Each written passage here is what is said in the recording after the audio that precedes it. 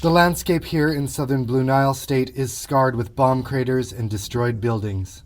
The Sudan government is fighting an insurgency here, but the bombing has also affected civilians.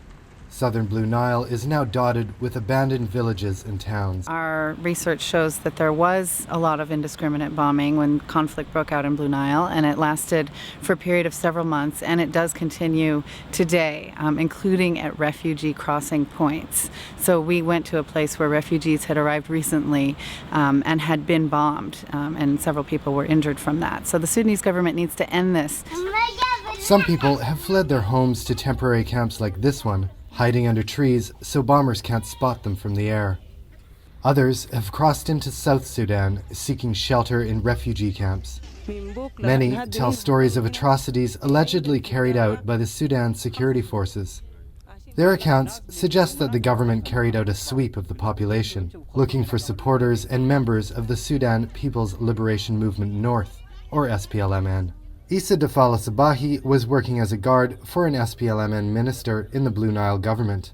He was arrested and brought to a military detention center in the state capital, Damazin. He says he managed to escape from a fenced yard where about 400 people were being held. While he was there, he witnessed 2 men burned to death and a woman killed with her baby.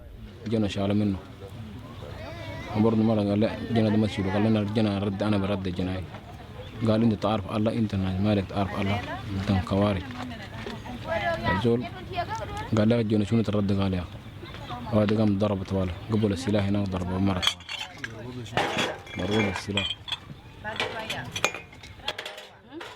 Issa is just one of a number of people who told similar stories to Human Rights Watch. These were very serious cases that were described to us of people being killed point blank at close range within the detention center by a Sudanese military official. Human Rights Watch is calling for an international investigation into the events in Blue Nile. Human Rights Watch also met with victims of indiscriminate bombing, such as Abu Said Tassir.